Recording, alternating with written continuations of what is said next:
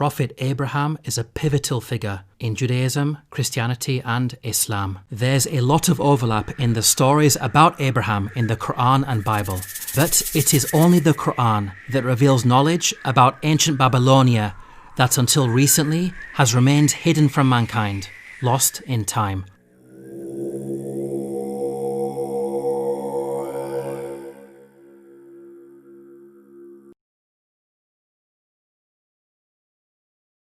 Jewish, Christian, and Islamic sources all place Abraham's birthplace in ancient Babylonia, the region where we find modern-day Iraq.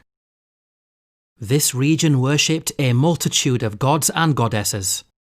Of particular prominence in the pantheon were celestial bodies such as the stars and planets. Each city had a patron god, which they worshipped as their main benefactor and protector. The moon god Nana, symbolized by the crescent, was worshipped at Ur and Haran. Shamash, god of the sun, represented by the solar disk, was worshipped at Larsa and Separ. Venus, personified as the goddess Ishtar, was symbolized by an 8-pointed star and worshipped at Uruk.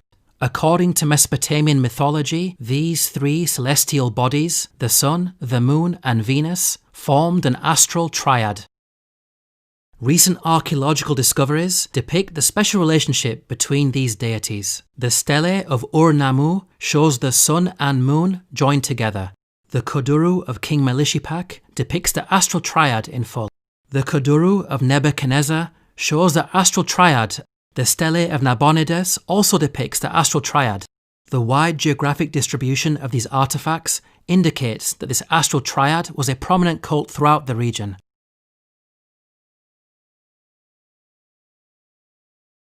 The Qur'an informs us about some very specific details with regards to the idols that Abraham's people worshipped. We can see the Qur'an draws our attention to their worship of the sun, moon, and a third idol. Note the details provided about the third idol.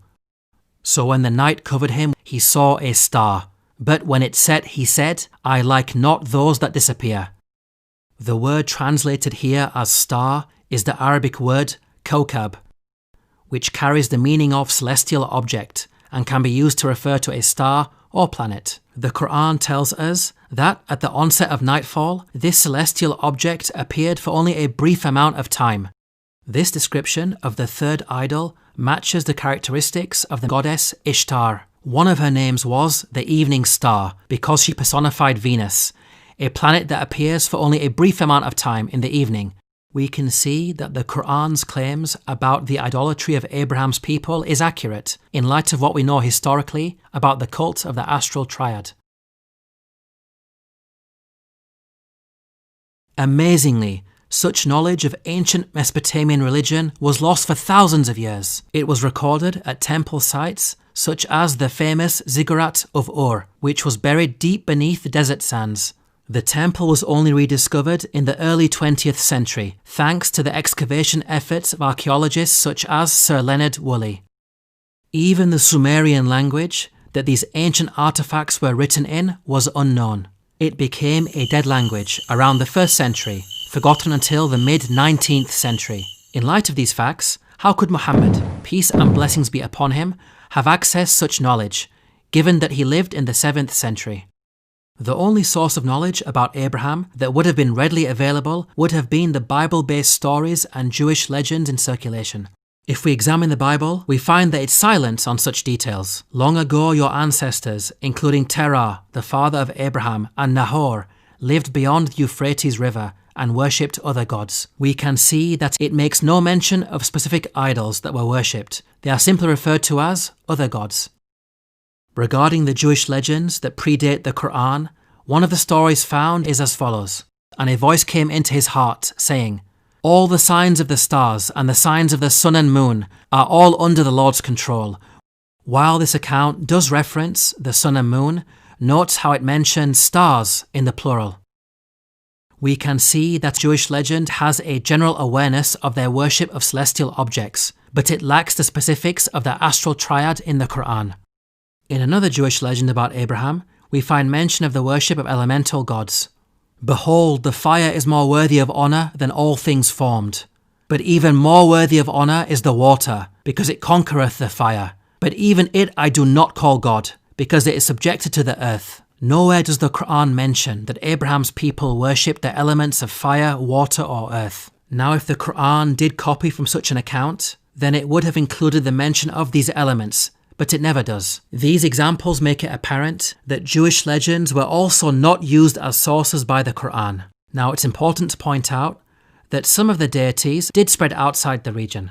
For example, Ishtar was also worshipped in Arabia. However, she took on very different characteristics. She became the male deity Aftar, representing the god of thunderstorms, symbolized as an antelope.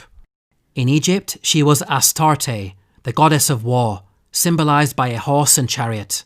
These incarnations are radically different to their counterpart, Ishtar, the evening star. We can see that Ishtar had a chameleon-like quality. Her identity was constantly evolving, with her attributes, symbolism and even gender differing from region to region. This would have made it difficult for Muhammad, peace and blessings be upon him, to accurately pinpoint her identity in the context of Abraham. In conclusion, the Qur'an is filled with stories about past nations, with its author consistently demonstrating accurate knowledge of the unseen at different times and places in history. This is not a quality of human beings, but rather the divine.